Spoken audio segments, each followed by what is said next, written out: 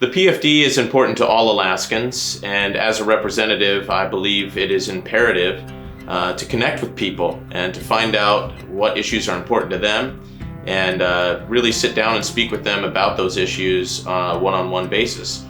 Today, I have the pleasure of speaking with Blair and Ronna Martin, lifelong Alaskans, folks that have owned a business here locally for many, many years, and just sitting down and talking about the permanent fund dividend and why that's important to their family.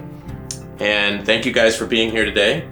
And just wanted to start by giving us a brief history of how you got to Alaska. A little bit of our history is growing up here on the Kenai Peninsula with parents who left their home states to start a new life in the pioneering spirit in Alaska, as that continues to proliferate through our lives as being entrepreneurs and running an RV park and resort for 25 years, raising children in that environment, continuing that entrepreneurial pioneer spirit.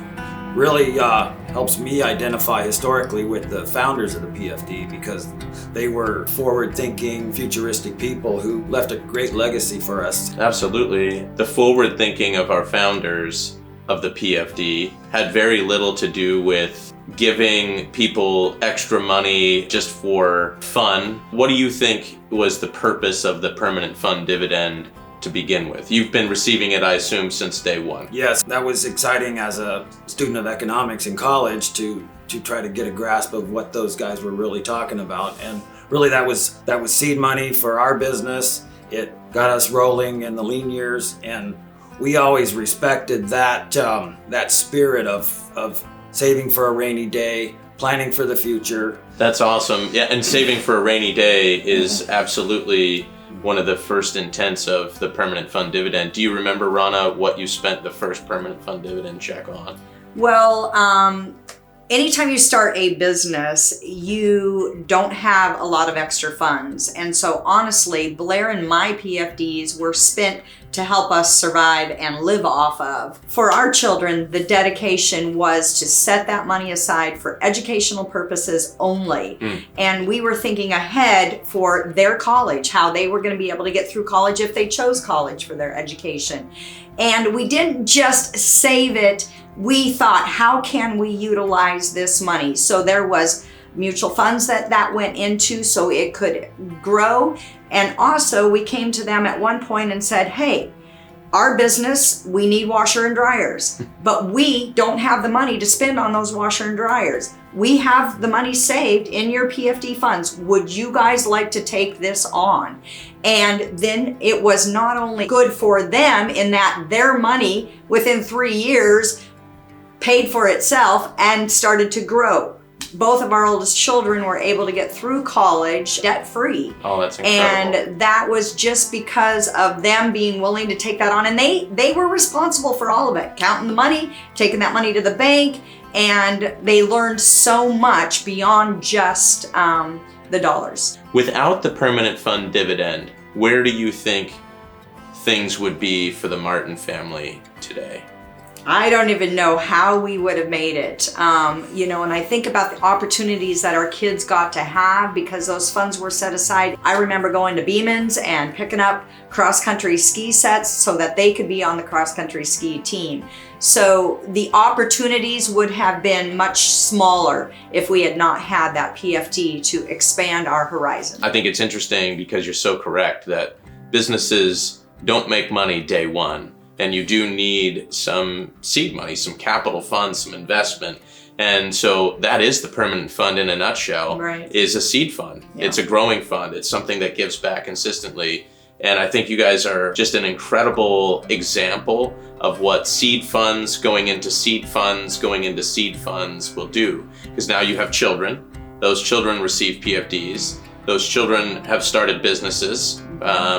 Those children are successful in what they're doing, all as a result of great parenting, one, combined with resources used wisely. And I think that's an awesome thing to show our community and show Alaskans that it's capable of being done. I've heard a few legislators over the last few years indicate that the statutory payment for the permanent fund dividend doesn't work anymore because the dollar amount is too high.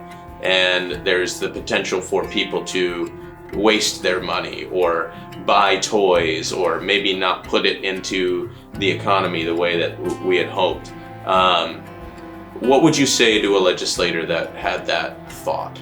I would say you must have another project that you want to spend government money on. The exciting thing is, Justin, it's fundamental economics. The best and wisest way to spend this windfall of the dividend is to put it in the hands of the folks on Main Street, not in Juneau. Average Alaskans have been able to take this seed money, this windfall, and take a great state and make it better. We hear this often, from government people, that it's their responsibility to create jobs or that it's their responsibility to build the economy.